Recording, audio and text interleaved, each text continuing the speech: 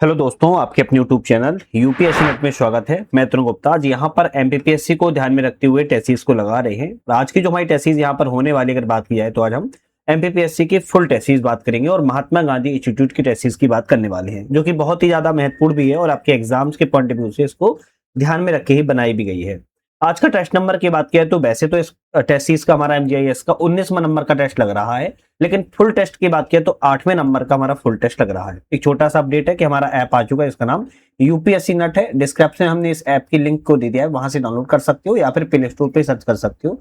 किसी भी आपको इंस्टीट्यूट की टेस्ट को डाउनलोड करना है तो पीडीएफ फॉर्म में आप हमारे ऐप से डाउनलोड कर सकते हो, प्रिंट आउट वगैरह फिर उसको जो है निकलवा सकते हो, या फिर कोई भी कोर्स ज्वाइन करना है, मल्टीपल कोर्सेज भी चल रहे हैं, उनको भी आप ज्वाइन जो है कर सकते हो। खैर, ये तो मोटी मोटी बातें हो जाती हैं। आज हम अपने पहले क्वेश्चन की बात किया है और आज की टेस्ट की बात किया है, थोड़ा करंट अफेयर्स रहने वाली है, तो थोड़ा ध्यान से देखिएगा। पहला हमारा क्वेश्चन आता है कि भारत के 77वें नंबर के गणतंत्र दिवस समारोह के मुख्य अतिथि कौन थे, चीफ गेस्ट कौन थे? तो आप कहेंगे अर्सुला वॉन डेर लेयन एवं एंटोनियो कोस्टा। यूरोपियन अध्यक्ष थे आपके प्रेसिडेंट, जो 77वें गणतंत्र दिवस के समारोह के समय जो है आपके चीफ गेस्ट के रूप में इनको नियुक्त जो है बुलाया गया था। और ये गणतंत्र दिवस एग्जाम्स के पॉइंट ऑफ व्यू से इंपोर्टेंट इसलिए रह सकता है क्योंकि 77वां था और वर्तमान वाला ही 2026 वाला है, हो सकता है आपके एग्जाम में आ जाए। तो यहीं पर एक क्वेश्चन और रखना है कि 2026 में थीम क्या थी? वंदे मातरम के 150 वर्ष और आत्मनिर्भर भारत की अवधारणा पर केंद्रित था। ये भी आप थोड़ा सा याद रखिएगा। नेक्स्ट क्वेश्चन आता है कि द्रोणाचार्य पुरस्कार 2024 नियमित श्रेणी के लिए किसे प्रदान नहीं किया गया? यहाँ किसे प्रदान किया गया नहीं, किसे नहीं दिया गया बात की जा रही है। तो आप कहेंगे पहली बात तो द्रोणाचार्य जो पुरस्कार 2024 में है, कुल 3 व्यक्तियों को जो है दिया गया है। अब इसमें से आपके एक तो सुभाष राणा आते हैं जो कि पैरा शूटिंग संबंधित है, दूसरे दीपाली देश पांडे आते हैं जो कि शूटिंग से संबंधित है, तीसरे संदीप सागवान आते हैं जो कि हॉकी से संबंधित है। एस मुरलीधरन की बात किया है तो इनको द्रोणाचार्य पुरस्कार 2024 में लाइफ टाइम में दिया गया था, नियमित श्रेणी में नहीं दिया गया था, इनको लाइफ टाइम में दिया गया है, याद रखिएगा, है ना। लाइफ टाइम में जो है दिया गया था और इनको नियमित श्रेणी में नहीं दिया गया है। ठीक, नेक्स्ट क्वेश्चन आता है चक्रवात दितवाय से प्रभावित क्षेत्रों के पुनर्निर्माण में मदद के लिए भारत ने किस देश को 450 मिलियन डॉलर की सहायता जो है प्रदान की हुई है? तो भारत के द्वारा जो सहायता प्रदान है श्रीलंका को की गई है। किसको? श्रीलंका को सहायता प्रदान की गई है क्योंकि वहां पर भीषण बाढ़ एवं भूस्खलन आ गया था दितवाय से, जिसके कारण भारत ने मदद जो है की है। नेक्स्ट क्वेश्चन आता है नोबेल पुरस्कार 2025 में शांति के क्षेत्र में किसे प्रदान किया गया है? तो 2025 में नोबेल पुरस्कार शांति के क्षेत्र में बात की जा रही है तो आप कहेंगे मारिया कोरिना मचाडो को दिया गया। बी ऑप्शन करेक्ट है। ट्रिपल एलिमिनेशन ट्रिपल एलिमिनेशन हासिल करने वाला दुनिया का पहला देश कौन सा बना है? तो ट्रिपल एलिमिनेशन हासिल करने वाला दुनिया का पहला देश मालदीव बन गया है। बी ऑप्शन करेक्ट है। सने तकाइची सने तकाइची किस देश की पहली महिला प्रधानमंत्री बनी है? सने तकाइची की बात की जाए तो आप कहेंगे जापान देश की पहली महिला प्रधानमंत्री के रूप में चुनी गई हैं और LDP liberal democratic party LDP से यह चुनी गई हैं और 21 अक्टूबर 2025 को इन्होंने पदभार को संभाला था। कहां पर? जापान में। मध्य प्रदेश सरकार के द्वारा माइनिंग कॉन्क्लेव 2025 का आयोजन कहां पर किया गया है? तो मध्य प्रदेश सरकार ने माइनिंग कॉन्क्लेव 2025 का जो आयोजन है कटनी में किया था, मध्य प्रदेश के कटनी में किया हुआ है। जल संरक्षण एवं संवर्धन के लिए जल गंगा संवर्धन अभियान मध्य प्रदेश के किस जिले में प्रथम स्थान प्राप्त किया है? तो मध्य प्रदेश की बात की जा रही है, आपके खंडवा जिले ने पहला स्थान प्राप्त किया है, दूसरा स्थान रायसेन जिले ने प्राप्त किया है और तीसरा स्थान बालाघाट जिले ने प्राप्त किया है। नेक्स्ट क्वेश्चन आता है देश के पहले जियो साइंस म्यूजियम का निर्माण मध्य प्रदेश के किस जिले में किया गया है? तो देश का पहला है जियो साइंस म्यूजियम का निर्माण है और यह मध्य प्रदेश के ग्वालियर में किया गया है। उद्घाटन इसका उपराष्ट्रपति जगदीप धनखड़ ने किया था 15 दिसंबर 2024 को। चलिए नेक्स्ट क्वेश्चन की तरफ बढ़ते हैं। नेक्स्ट क्वेश्चन यहाँ पर आता है वर्ष 2018 में पद्मश्री से सम्मानित होने वाले मालवा की मीरा के नाम से प्रसिद्ध मध्य प्रदेश की लेखिका थी, इनका निधन 15 मई 2024 को हो गया है। यह कौन सी महिला थी, है ना? तो आप कहेंगे मालती जोशी। क्या नाम था? मालती जोशी था। आभासी सहायक उपयोगकर्ता के आदेशों को समझने के लिए किस तकनीक का प्रयोग करते हैं? आभासी सहायक जो होते हैं, आपके जो आभासी सहायक होते हैं वो आदेशों को समझने के लिए किस तकनीक का? तो आप कहेंगे एनएलपी। एनएलपी का मतलब क्या होता है? Natural language processing. क्या होता है? नेचुरल लैंग्वेज प्रोसेसिंग तकनीक का प्रयोग करते हैं। डीएचटीएमएल का पूर्ण नाम क्या है? डीएचटीएमएल का पूर्ण नाम क्या है? तो आप कहेंगे dynamic hyper text makeup markup language. Option क्या हो रहेगा? Dynamic hyper text markup language. यहाँ पर बी ऑप्शन करेक्ट है। कौन सा ई गवर्नेंस से संबंधित पोर्टल है? तो इनमें से ई गवर्नेंस संबंधित पोर्टल कहेंगे उमंग, IRCTC, माई गवर्नमेंट। ये सभी आपकी ई गवर्नेंस से संबंधित है। डी ऑप्शन करेक्ट हो जाएगा।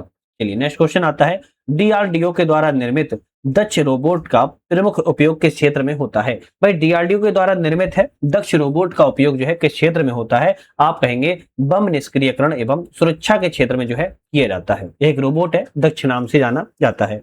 रैनसमवेयर का मुख्य उद्देश्य क्या होता है? तो रैनसमवेयर का मुख्य उद्देश्य है डेटा एन्क्रिप्टेड करके फिरौती मांगना। क्या है? डेटा एन्क्रिप्टेड करके फिरौती मांगना, मतलब कि डिमांड करते हैं आरोपियों की। इस तरीके से रैनसमवेयर का उद्देश्य होता है।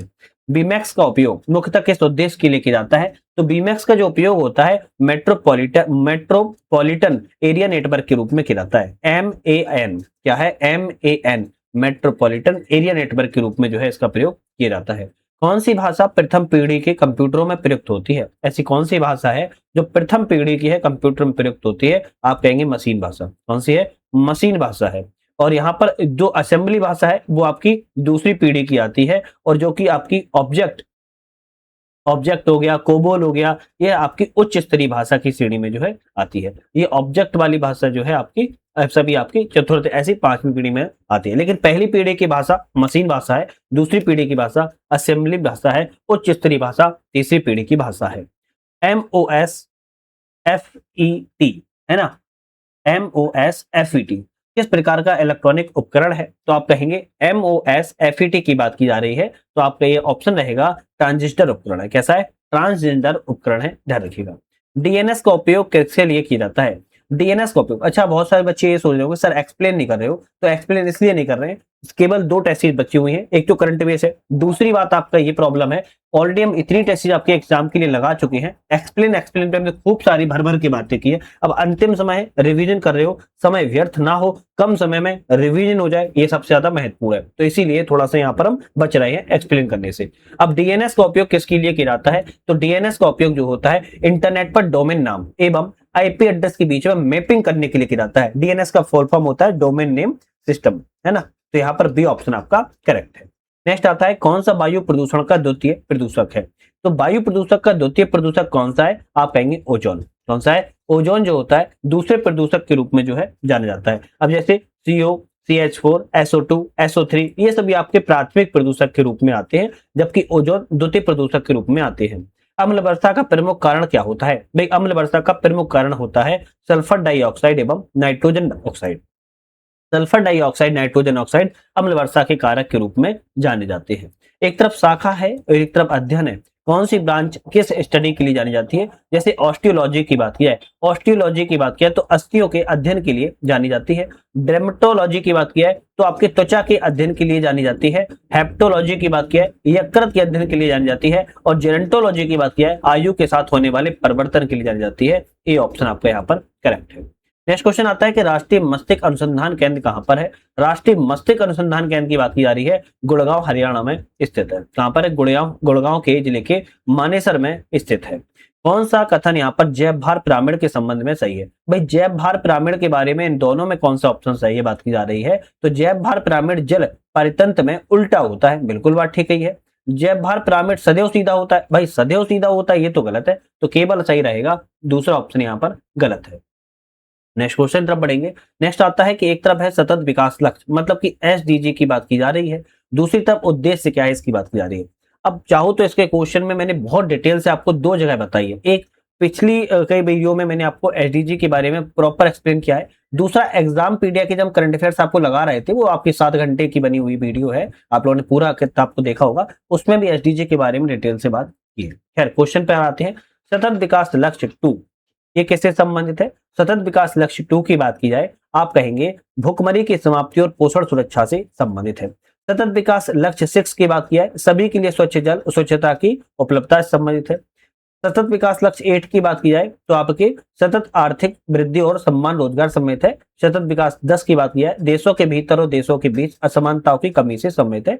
ये ऑप्शन आपका यहाँ पर करेक्ट है। UNO के द्वारा सतत विकास लक्ष्यों को 2015 में अपनाया गया था और 1 जनवरी 2016 को लागू किया गया था, और इसका लक्ष्य जो है 2030 तक के लिए रखा गया कि 2030 तक हमें लक्ष्य को प्राप्त करना है। कौन सा रोग बैक्टीरिया के द्वारा फैलता है? भाई एक ऐसा रोग है जो बैक्टीरिया के द्वारा फैलता है, आप कहेंगे प्लेग रोग। प्लेग जो रोग होता है वो बैक्टीरिया के द्वारा जो है फैलता है। अग्नाशय ग्रंथि किस कोशिका से इंसुलिन हार्मोन्स का स्रावण करती है? तो अग्नाशय ग्रंथि किस कोशिका से? तो आप कोशिका की बात की जाए बीटा कोशिका से। कौन सा? बीटा सेल जो होती है उससे इंसुलिन हार्मोन का स्रावण जो है करती है। मनुष्य में कितनी जोड़ी मेरु तंत्रिका पाई जाती है? आपके स्पाइनल जो नर्वस होती हैं वो कितने पेयर में पाई जाती हैं? तो आप कहेंगे मनुष्य में 31 जोड़ी। कितना? 31 जोड़ी मेरु तंत्रिका, जैसे स्पाइनल नर्वस कहते हैं, ये पाई जाती है, ध्यान रखिएगा। अब अलग अलग होती है, जैसे ग्रीवा में 8 जोड़ी होती है, बच्छी में 12 जोड़ी होती है, कटी में 5 जोड़ी होती है, त्वक में 5 जोड़ी होती है, अनुमस्तिष्क में 1 जोड़ी होती है। तो अलग अलग होती है। नेक्स्ट क्वेश्चन आता है कि ब्लू बर्ड ब्लॉक 2 मिशन के संबंध पर विचार करें, कौन सा ऑप्शन सही है?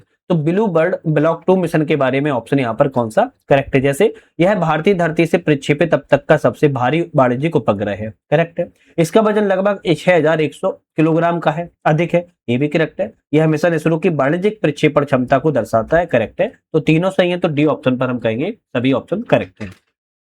जनगणना 2011 के अनुसार मध्य प्रदेश में प्रतिशत के आधार पर सर्वाधिक नगरीय जनसंख्या वाले जिलों का सही क्रम कौन सा है?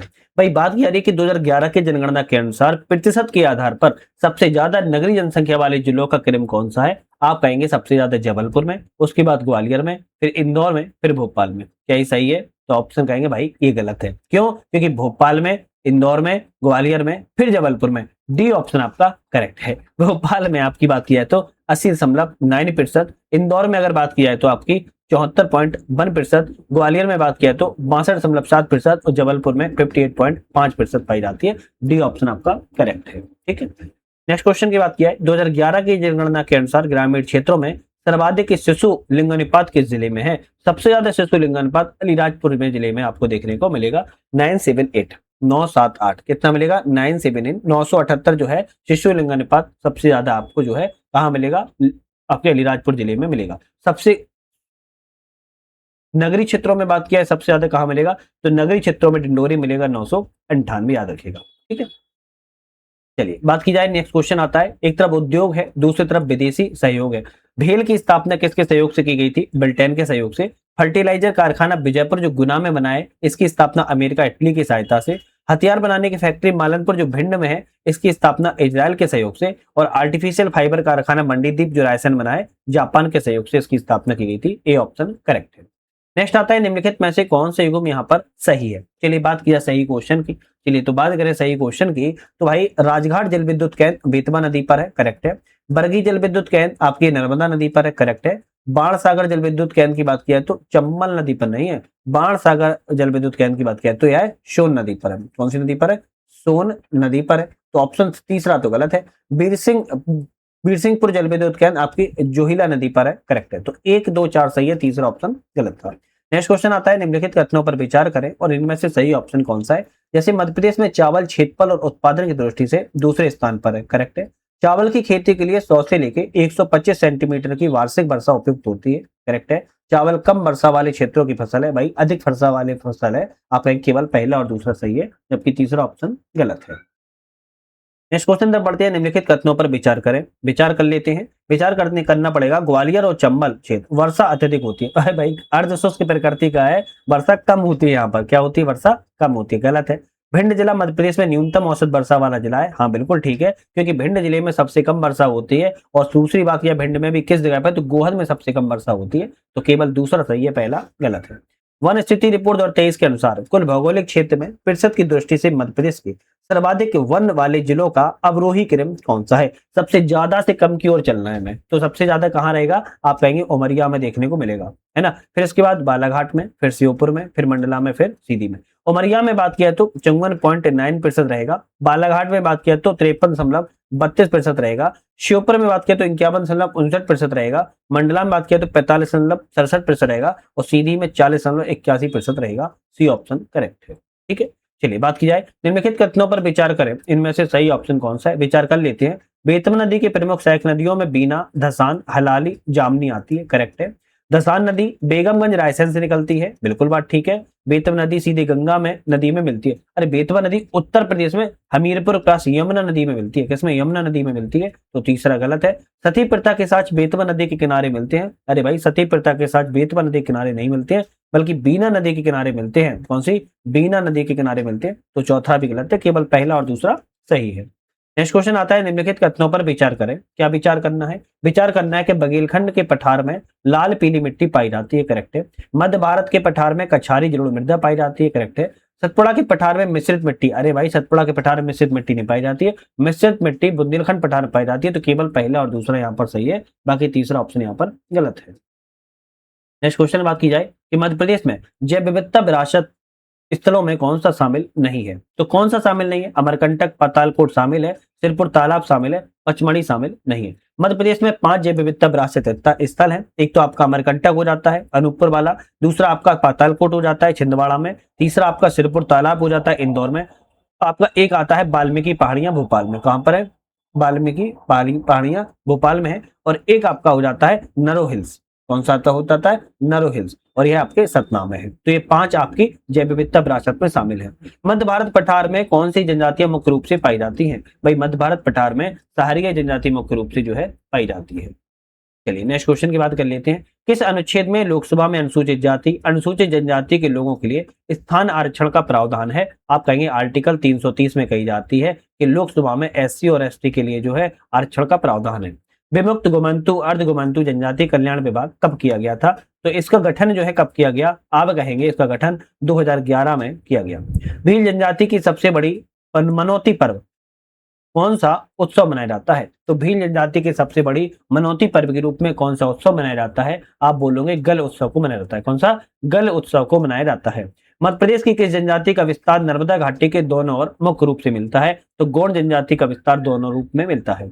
इस जनजाति में मेघनाथ स्तंभ का विशेष महत्व है? तो आप कहेंगे कोरकू जनजाति में मेघनाथ स्तंभ का सबसे ज्यादा महत्व है। गौड़ जनजाति के व्यक्तित्व विष्णु सिंह उइके ने किस क्षेत्र में अंग्रेजों के खिलाफ विद्रोह किया था? आपका ऑप्शन आएगा साहेबपुर बैतूल क्षेत्र में इन्होंने विद्रोह किया था। भूरीबाई का संबंध किस जनजाति और किस कला से है? भूरीबाई का संबंध की बात किया है तो आप कहेंगे पिथौरा चित्रकला एवं भील जनजाति संबंधित है। सी ऑप्शन करेक्ट है। कन्या साक्षरता प्रोत्साहन योजना की शुरुआत कब की गई थी? कन्या साक्षरता प्रोत्साहन योजना की शुरुआत वर्ष 2006 में की गई थी। मध्य प्रदेश आदिवासी लोक कला परिषद की स्थापना किस वर्ष की गई है? 1980 में मध्य प्रदेश में आदिवासी लोक कला परिषद की स्थापना को किया गया था।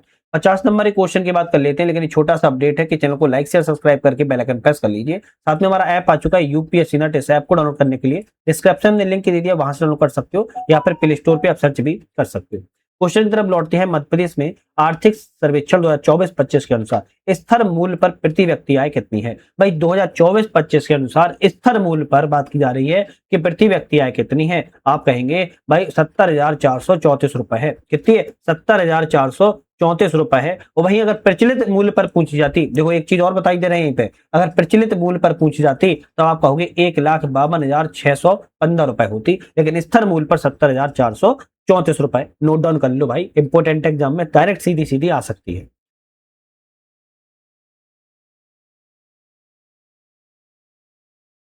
नेक्स्ट क्वेश्चन आता है, मध्य प्रदेश में पंचायती राज व्यवस्था के संबंध में कौन सा कथन सही है? चलिए पंचायती राज व्यवस्था के बारे में, एक जनपद पंचायत में कम से कम 10 और अधिकतम 25 वार्ड होते हैं। मतलब वर्ड मतलब वार्ड होते हैं, सही है। जिला पंचायत में कम से कम 10 एवं अधिकतम 35 वार्ड होते हैं, करेक्ट है। जनपद अध्यक्ष का कार्यकाल 4 वर्ष का होता है, अरे भाई 5 वर्ष का होता है। कितने? 5 वर्ष का होता है। तो तीसरा गलत है, केवल पहला दूसरा सही है।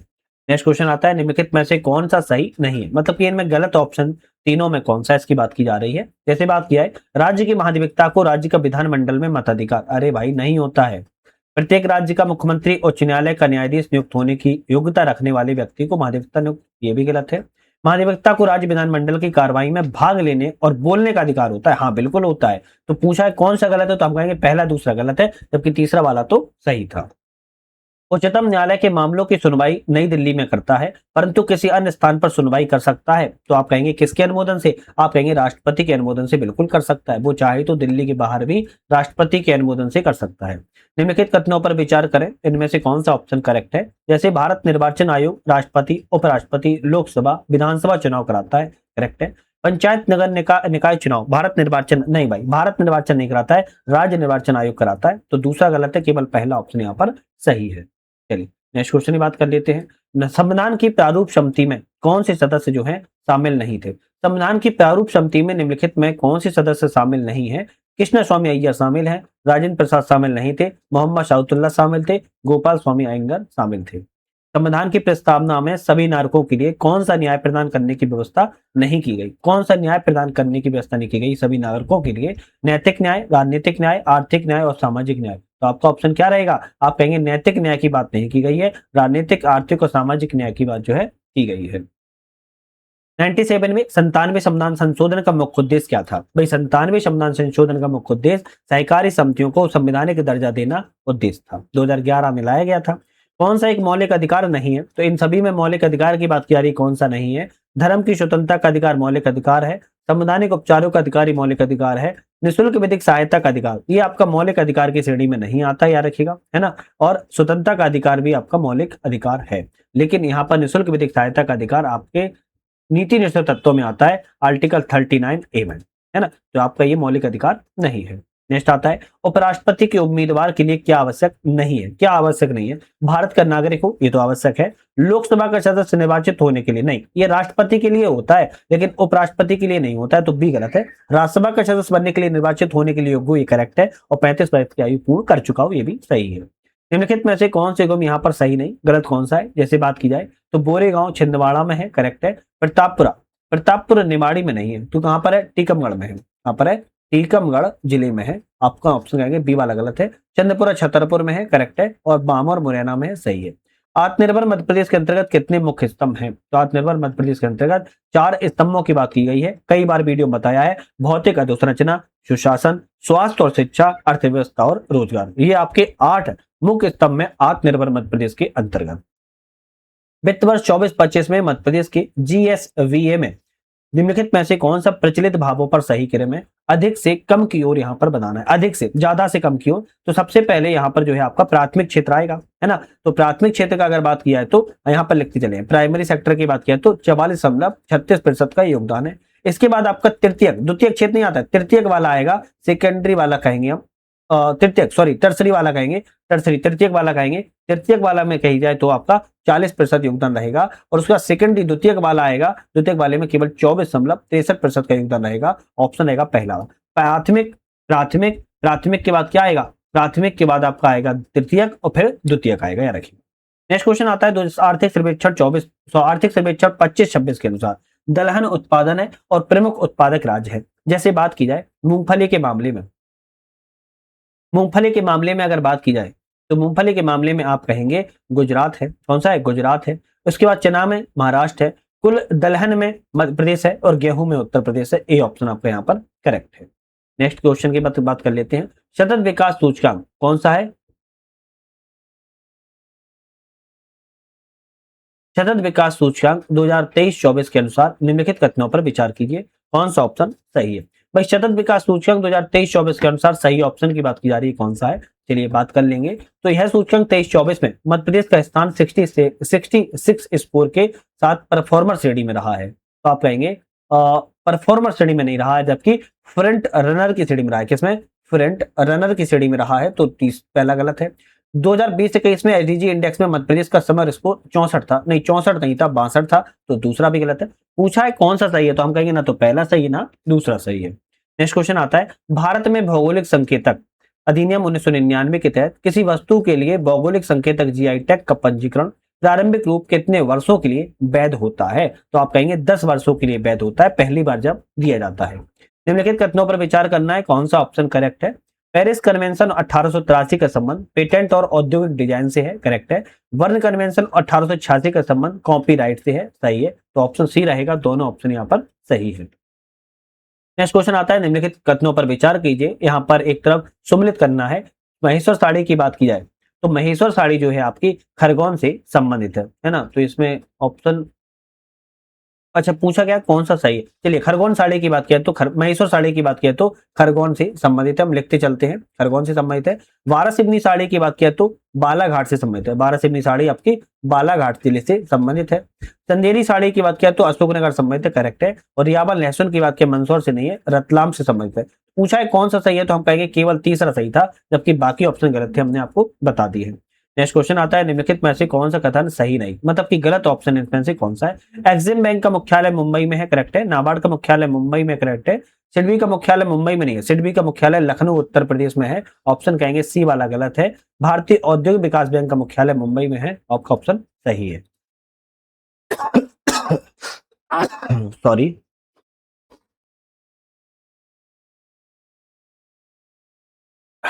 स्वास्थ्य ठीक नहीं है, लेकिन आप लोगों का एग्जाम है जिसके चलते वीडियो बनानी पड़ रही है, सोच सकते हो आप लोग।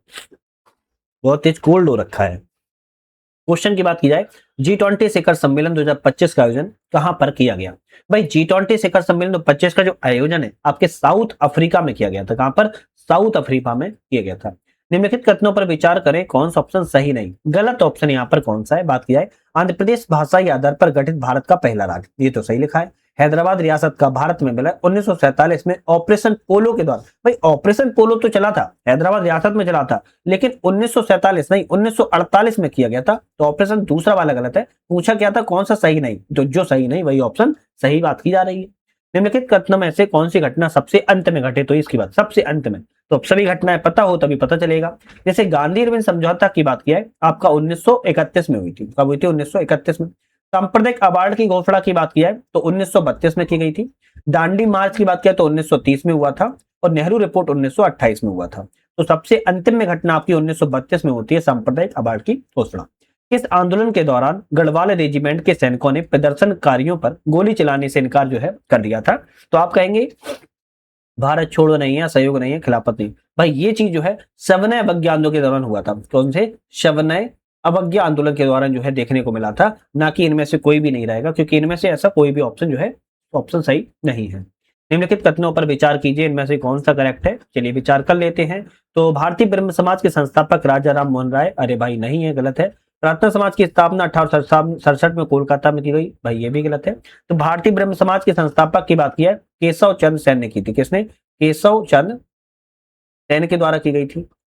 प्रार्थना समाज की स्थापना 1867 में की गई थी, कोलकाता में नहीं बल्कि मुंबई में की गई थी, और आत्मारंग पांडुरंग ने की थी। तो ना तो पहला सही है, ना ही दूसरा ऑप्शन यहाँ पर करेक्ट था। नेक्स्ट क्वेश्चन आता है, निम्नलिखित में से एक तरफ वेद है, दूसरी तरफ ब्राह्मण ग्रंथ है, कौन सा वेद किस ब्राह्मण ग्रंथ से संबंधित है? जैसे बात की जाए कौन सा ऑप्शन यहाँ पर गलत युग में है, इसकी बात गलत कौन सा है बात करना है। यजुर्वेद ऐतरेय संबंधित है, सही है। यजुर्वेद से शतपथ संबंधित, सही है। सामवेद से अरे नहीं, तैतरी की बात किया तो आपकी यजुर्वेद संबंधित है। कौन सा है? यजुर्वेद जो है आपके तैतरी से संबंधित है। तो ऑप्शन तीसरा वाला यहाँ पर क्या है? गलत है। अथर्ववेद से गौपद संबंधित है, सही है। तो जो गलत है वही पूछा है कौन सा है, तो आप कहेंगे तीसरा वाला सही है। नेक्स्ट आता है, कौन सा ग्रंथ बृहदारण्यक उपनिषद से संबंध के बारे में असत है? चलिए बात कर लेते हैं।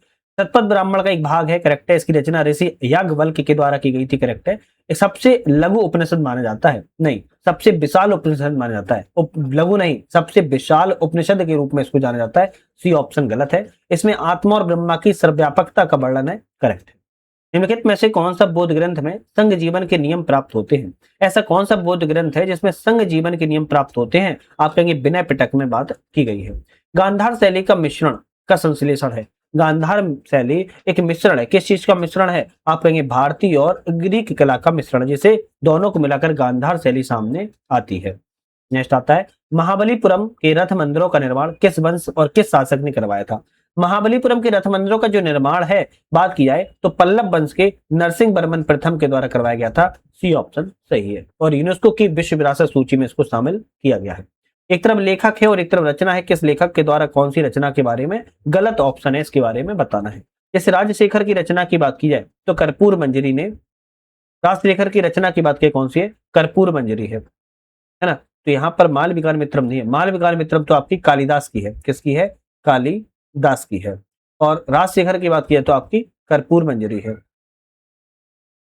ठीक है। पहला वाला तो आपका गलत हो गया। कालिदास की पंच सिद्धांत का, पंच सिद्धांत का की बात की तो बारह मिहिर की है। किसकी है? बराह मिहिर की है, बराह मिहिर की है। तो आपका दूसरा वाला भी गलत हो गया। भारवी की बात किया तो भारवी की कीर्तार्जुनम, क्या ये सही है? तो आप कहेंगे भाई हाँ ये सही है, और हर्ष की नागानंद भी सही है। तो पहला और दूसरा ऑप्शन यहाँ पर जो है आपका गलत था। ऐसे क्वेश्चन बड़ा कंफ्यूजन पैदा कर देते हैं ना, बहुत ज्यादा।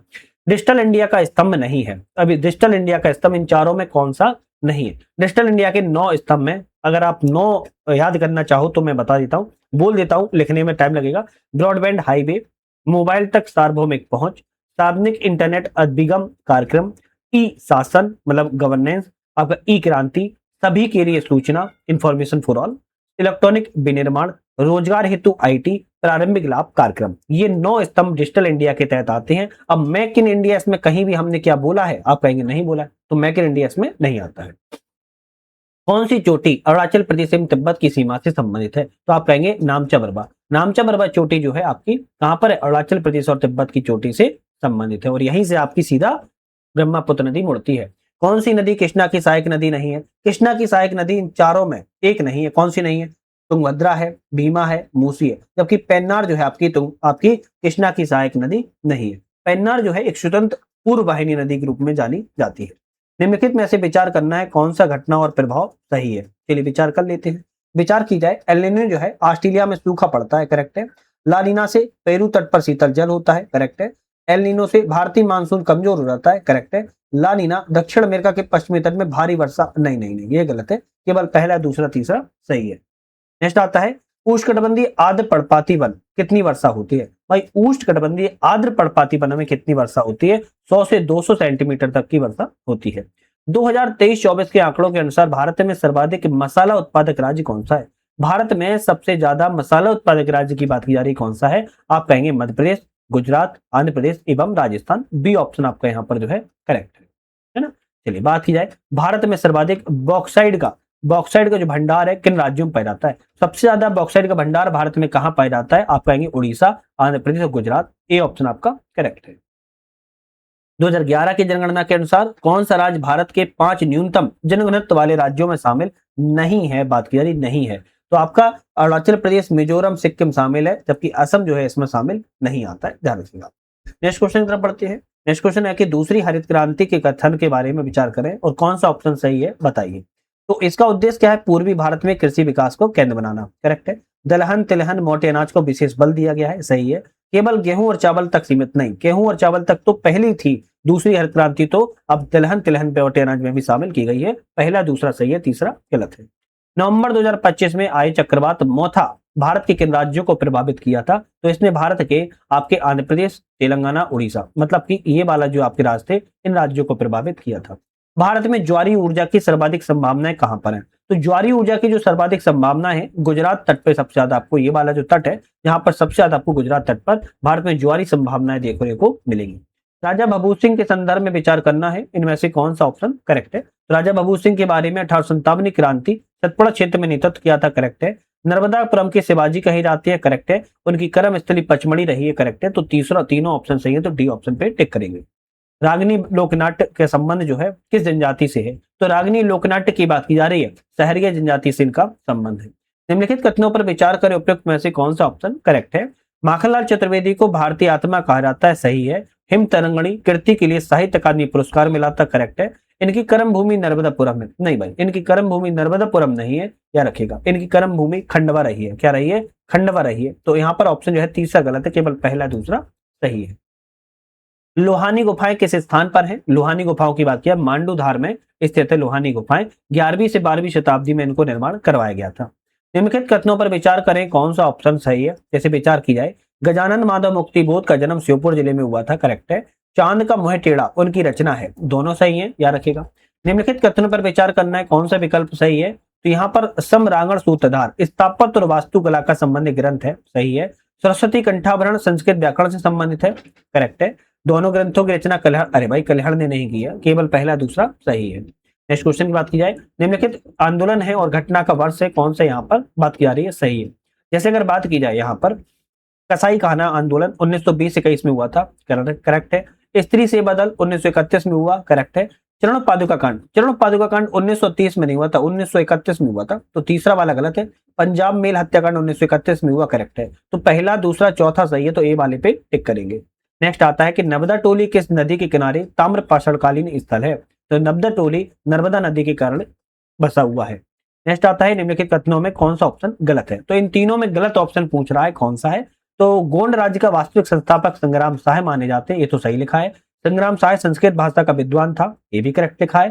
संग्राम शाह ने रसिक प्रिया की रचना की, अरे भाई रसिक प्रिया की रचना संग्राम शाह ने नहीं बल्कि केशव दास के द्वारा की गई है, तो ऑप्शन कहेंगे तीसरा वाला गलत है, जो गलत है वही ऑप्शन सही है। खजुराहो के मंदिरों का निर्माण किस समय अवधी और शासकों के द्वारा किया गया था। तो खजुराहो के मंदिरों का जो निर्माण है आप कहेंगे 950 से लेकर 1050 ईस्वी के बीच में चंदेल शासकों के द्वारा किया गया था। बी ऑप्शन यहाँ पर जो है आपका सही। तो इस टेसिस के माध्यम से अपने 100 क्वेश्चनों को लगा लिया है जो कि इंपोर्टेंट है। अब हमारी एक और नेक्स्ट जो वीडियो आएगी फुल टेस्ट की बात करेंगे जो कि एमपीपीएससी के लिए बहुत ही ज्यादा महत्वपूर्ण होगी, उसको आप लोग जरूर देख लीजिएगा। बाकी जैसे कि मैंने बताया आपको यूपीएससी नेट नाम से अपना ऐप आ चुका है, डिस्क्रिप्शन में हमने लिंक दे दिया है, वहां से डाउनलोड कर सकते हो आप लोग या प्ले स्टोर से भी सर्च कर सकते हो। यहाँ पर जितनी भी हम टेस्ट लगा रहे हैं चाहे वो आकार की हो, एमजीआईसीएस हो, सफलता हो, चैंपियन हो, सबकी आपको पीडीएफ मिल जाती है टेस्ट वाले सेक्शन में जाके, और प्रिंट आउट जो है आप जो है निकलवा सकते हो। बाकी और भी कोर्सेज चल रहे हैं उनको भी आप जरूर एक बार चेकआउट कर लीजिएगा। बाकी नेक्स्ट वीडियो में पुनः मुलाकात करेंगे, तब तक के लिए धन्यवाद।